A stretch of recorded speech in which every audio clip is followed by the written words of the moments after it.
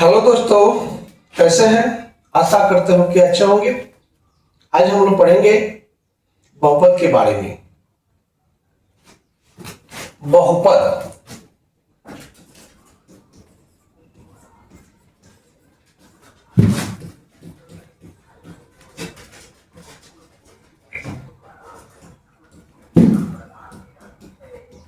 Polynomial. देखिए, सबसे पहले हम लोग जानेंगे कि बहुपद क्या होता है, बहुपद किसे कहते हैं। इसका बहुत आसान परिभाषा होता है कि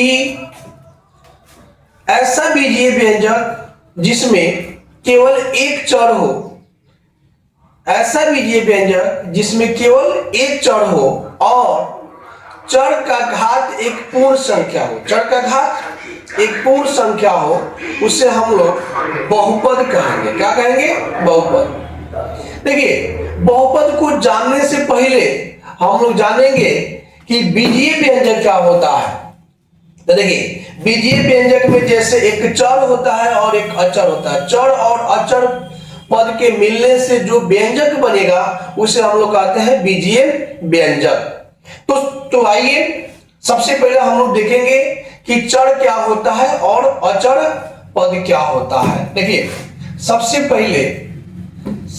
पहले चर जो होता है इसका मान अनिश्चित होता है। चर का जो मान होता है निश्चित नहीं होता है, हमेशा बदलता रहता है। जैसे x का मान कभी 1 आता है, कभी 2 आता है, कभी -10 आता है, कभी 15 आता है। x के मान अलग अलग आता है, उसी तरह से y के मान अलग अलग आता है। ठीक है ना? तो कहने का मतलब ये है कि चर का मान निश्चित नहीं होता है, हमेशा बदलता रहता है। जैसे x, y, z, a, b, c, ये सब क्या है? चर है। चर का मान हमेशा बदलता रहता है, निश्चित नहीं होता। बहुत आसान है। उसके बाद से अचर पद है। अचर पद, देखिए, अचर पद में क्या होता है कि इसका मान निश्चित होता है। जैसे 1, 2, 3, 4 इसको हम लोग कहेंगे अचर पद। देखिए, ये जो एक है, यहां भी एक के पढ़ेंगे, दिल्ली भी चले जाओ तो आप उसको एक के पढ़ोगे। मतलब कि कहीं पर भी आप चले जाओ, इसका वैल्यू जो होता है यहां पर है, वही वैल्यू सेम वहां पर भी होगा। ठीक है? तो इसका मान हम बदलता नहीं है, अर्थात इसका मान निश्चित रहता है। इसका मान निश्चित रहता है। अब हम लोग जानेंगे कि बहुपद किसे कहते हैं, यानी बहुपद की परिभाषा। देखिए, बहुपद की परिभाषा के लिए बस लिखना है ऐसा बीजीय व्यंजक, ऐसा बीजीय व्यंजक जिसमें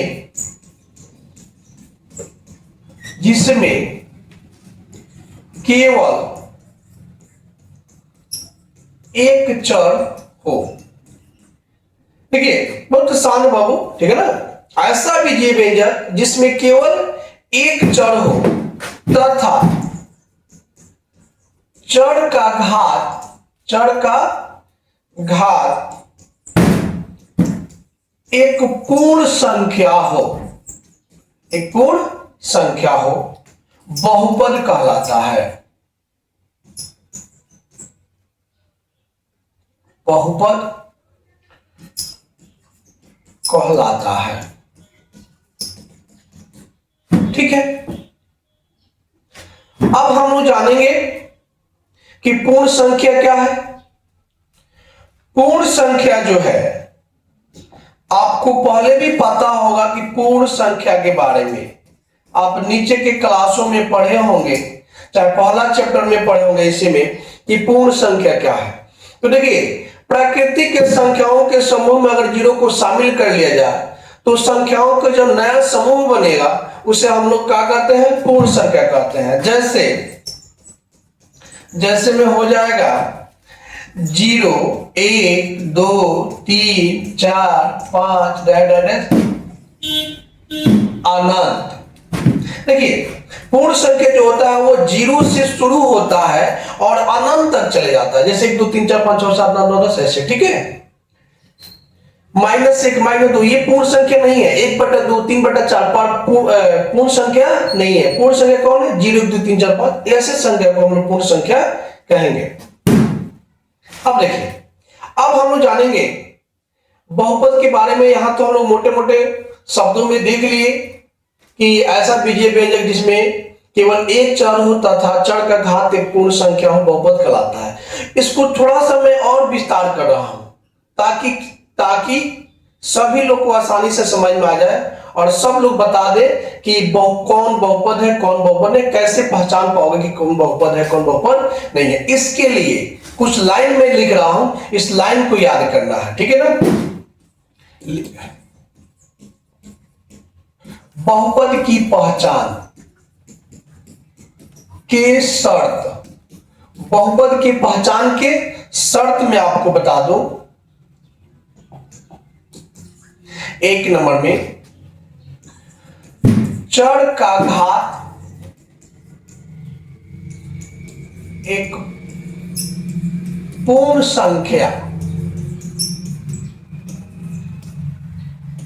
होना चाहिए, चर घात एक पूर्ण संख्या होना चाहिए।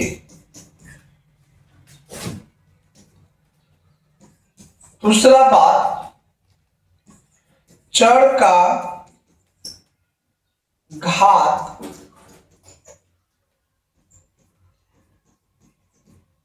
ऋणात्मक नहीं होना चाहिए, चर का घात ऋणात्मक नहीं होना चाहिए। इस शर्त का बाद चर करड़ी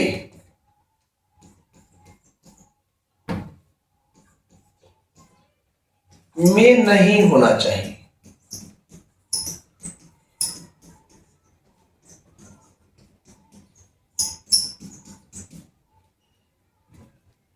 चौथी बात, चर भिन्नात्मक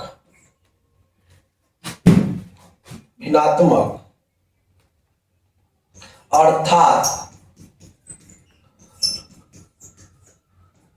बटा के रूप में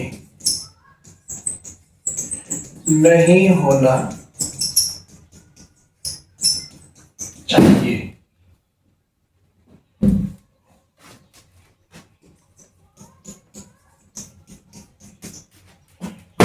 और लास्ट बात जो है, बराबर में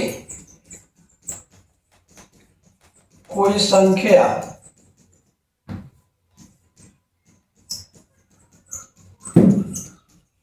नहीं होना चाहिए। देखिए ये 5 लाइन आपको याद कर लेना है। बहुपद के पहचान के शर्त जो है, चर का घात एक पूर्ण संख्या होगा तो बहुपद होगा। चर का घात ऋणात्मक नहीं होना चाहिए, अगर ऋणात्मक नहीं है तो बहुपद है, और ऋणात्मक होगा तो बहुपद नहीं होगा। चर करनी में नहीं होना चाहिए, चर जो है करनी में रहेगा तो बहुपद नहीं होगा, और करनी में नहीं है तो बहुपद होगा। चर भिन्नात्मक यानी चर जो होता है बाटा के रूप में नहीं होना चाहिए, और चर बाटा में रहेगा तो भी बहुपद नहीं है। और लास्ट बात है जो है, बराबर में कोई संख्या नहीं होना चाहिए, अगर बराबर में कोई संख्या है तो बहुपद नहीं होगा। चलिए अब हम लोग देखेंगे कुछ एग्जाम्पल, जैसे कौन बहुपद है कौन बहुपद नहीं है।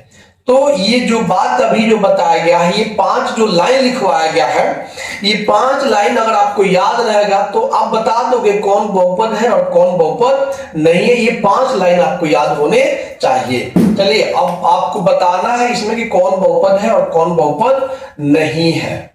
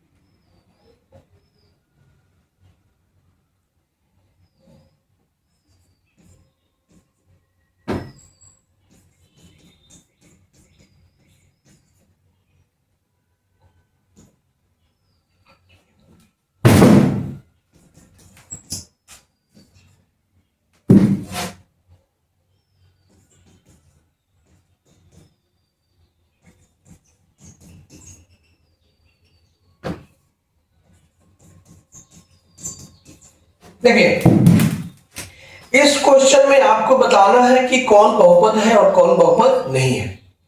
इसको बताने के लिए जो यहाँ 5 लाइन लिखा गया, इस लाइन को अगर आप याद रख रहे हो तो आपको कहीं भी दिक्कत होने वाला नहीं है। और मैं बता दूं कि बोर्ड के एग्जाम में, जब 10th क्लास में बोर्ड के एग्जाम देने आदमी जाता है तो उसमें इसमें से मैंने बहुपद से एक क्वेश्चन आ जाता है कि कौन बहुपद है कौन बहुपद नहीं है, इसको पहचानने के लिए। तो थोड़ा सा अगर आप यहां ध्यान दे देते हो तो निश्चित रूप से आप बोर्ड के क्वेश्चन में आप बना के आओगे। ठीक है, देखिए सबसे पहले ये बताना है कि बहुपद है कि नहीं है। देखिए ये जो क्वेश्चन है ये बहुपद है, बहुपद है। क्यों बहुपद है?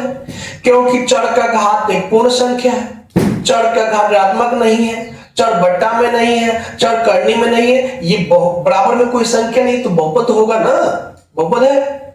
ये 2 नंबर जो क्वेश्चन है ये बहुपद नहीं है। बताइए क्यों नहीं है? देखिए क्योंकि चर का घात यहां ऋणात्मक है इसलिए बहुपद नहीं है। उसके बाद यहां देखिए 3 नंबर जो क्वेश्चन है ये बहुपद है।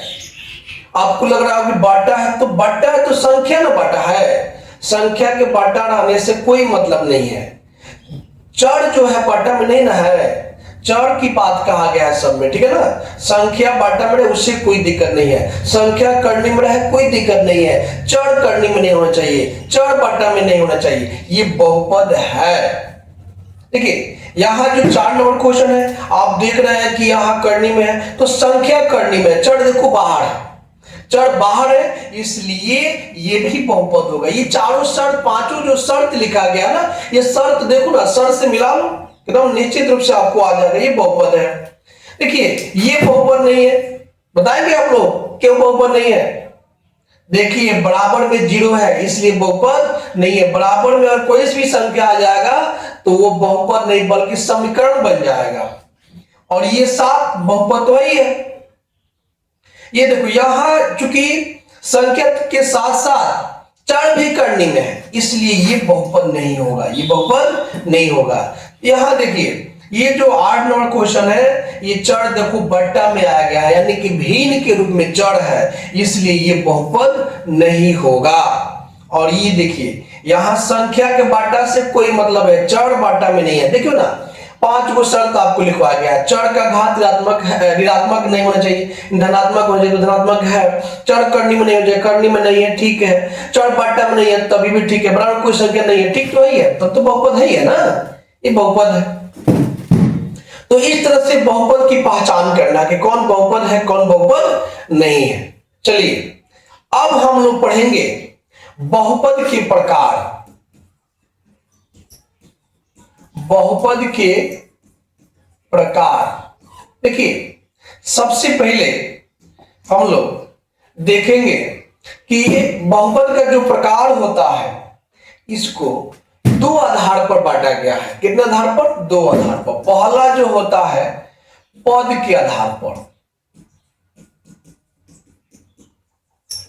पद के आधार पर, और दूसरा जो है घात के आधार पर, घात के आधार पर। ठीक, तो अब हम लोग पढ़ेंगे पद के आधार पर बहुपद। पद के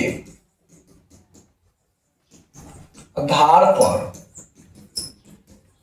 बहुपद। देखिए पद के आधार पर बहुपद जो है 1 नंबर में हम लोग लिखेंगे एक पदी बहुपद, एक पदी बहुपद, एक पदी बहुपद। देखिए बहुत आसान है बहुपद को पहचानना कि एक पदी बहुपद कौन है। इसका एक लाइन में जैसे इसमें केवल एक पद होता है, केवल एक पद होता है, इसमें केवल एक पद होता है। ठीक है, जैसे में आप देखिए एक्स स्क्वायर, एक्स के power 5, 7x y, y cube इत्यादि। इत्यादि। देखिए इसमें क्या होता है, केवल एक पद होता है। देखिए एक पद है, केवल एक पद है, ठीक है ना, पद गिनना है, घात नहीं देखना है। यहाँ क्या देखना है, केवल पद देखना है, घात नहीं देखना है, ठीक है। तो ये हो गया एक पदी बहुपद। उसके बाद अब हम लोग देखेंगे 2 नंबर में द्विपदी बहुपद।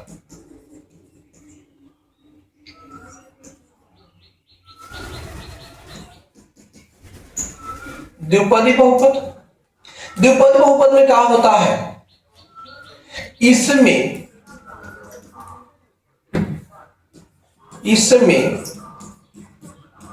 दो पद होते हैं, दो पद, इसमें दो पद होते हैं। द्विपदी बहुपद में क्या होता है कि इसमें दो पद होता है। जैसे में x² + 4, 5x + 3, 9y - 2 इत्यादि। देखिए इसमें दो दो पद है, एक पद ये हो गया, एक पद ये हो गया, एक पद एक पद, दो दो पद है। तो बहुत आसान काम तो है पहचानना। जिसमें एक पद होगा एक पदी, दो पद होगा द्विपदी, जिसमें 3 पद होगा त्रिपदी। बस हो गया, ये तो है, बहुत आसान काम है। तीसरा त्रिपदी बहुपद, इसमें क्या लिखना है, इसमें 3 पद होते हैं, 3 पद होते हैं। आसान काम है, बहुत आसान काम है। जैसे x³ + 4x + 6 तो 3, x⁴ - 3x + 2, y⁴ + y + 2, ये आपका हो गया। ठीक है, 3 पद आया हुआ है। ठीक, बहुत आसान काम है। क्या करना है, पद के आधार पर, देखो यहां घात नहीं देखना है, यहां पद देखना है।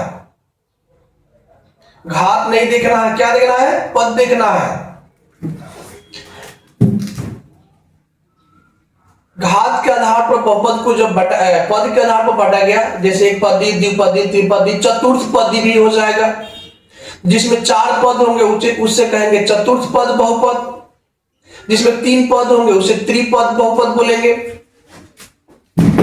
आगे हम लोग देखेंगे घात के आधार पर बहुपद। घात के आधार पर बहुपद, घात के आधार पर बहुपद के जो प्रकार है उसे कहते हैं रैखिक बहुपद। 1 नंबर में रैखिक बहुपद। रैखिक बहुपद में क्या होता है, इसमें चर का घात 1 होता है। इसमें चर का घात 1 होता है। जैसे x + 1, y - 3 इत्यादि। इसमें पद नहीं देखना है, इसमें बस घात देखना है। ये देखिए यहाँ कोई तो 1 है, यहाँ कोई तो 1 है, यहाँ कोई तो 1 है। यहाँ हम लोग को पद नहीं देखना है, घात देखना है। तो जिसके पावर में 1 होगा, चर का अधिकतम जो घात होता है, ठीक है ना, वो बताना है। यानी कि ये हो जाएगा रैखिक बहुपद। इसको हम लोग एक घातीय बहुपद भी कह सकते हैं। अब देखिए इसका होता है कुछ ऐसे, जैसे व्यापक रूप होता है, व्यापक रूप, व्यापक, या इसका दूसरा नाम है मानक रूप। मानक रूप, देखिए रैखिक बहुपद का व्यापक रूप जो होता है वो हो जाएगा ax + b। इसके शून्य की बात किया जाए तो शून्य जो होता है वह हो जाएगा 1,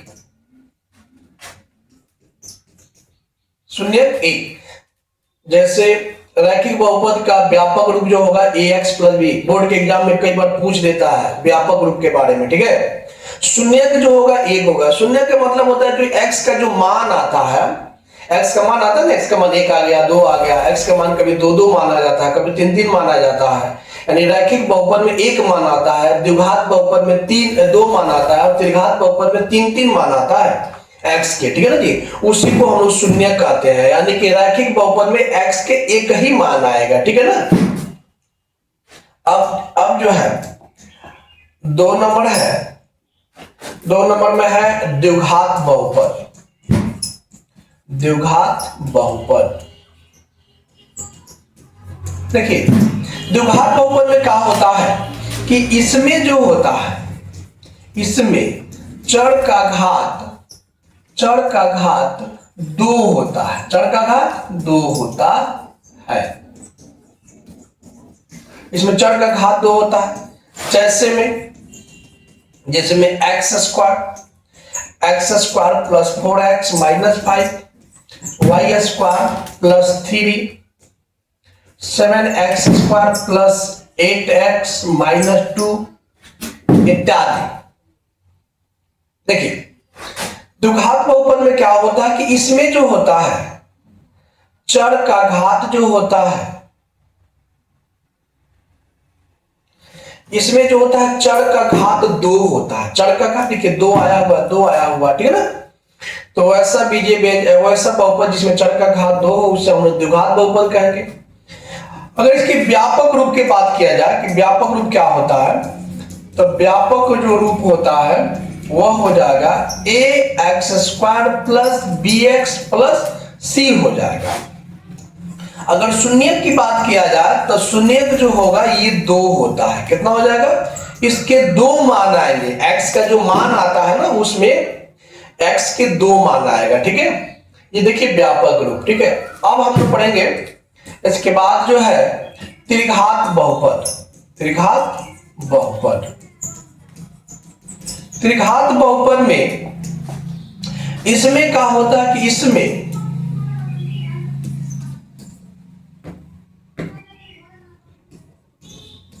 इसमें चर का घात 3 होता है,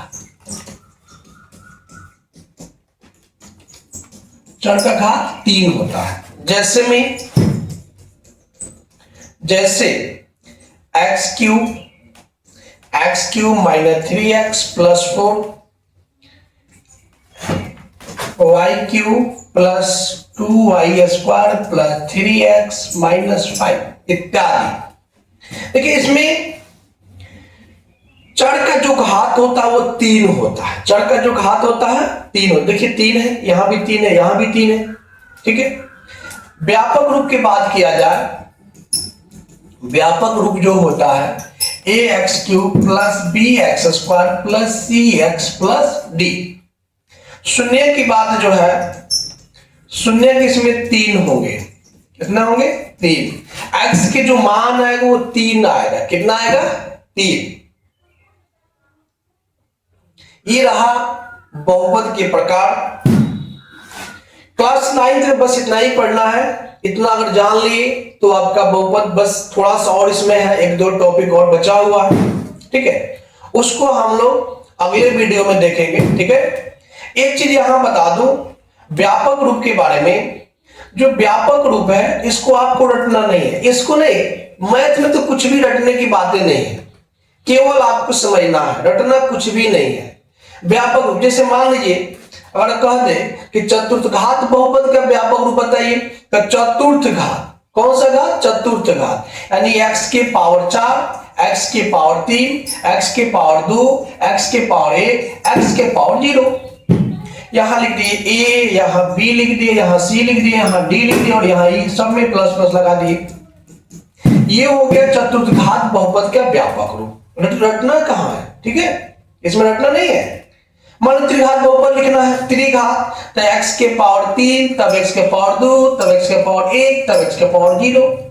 फिर यहां लिख लो a b c d, सब में प्लस लगा दो, ये हो गया त्रिघात बहुपद का व्यापक रूप, क्योंकि x के पावर 0 के मतलब 1 होता है, 1 में d से गुना करोगे तो d, केवल x के पावर केवल d भी लिखो दोगे तो हो जाएगा, कोई जरूरी नहीं कि x के पावर 0 लिखेंगे, हो गया।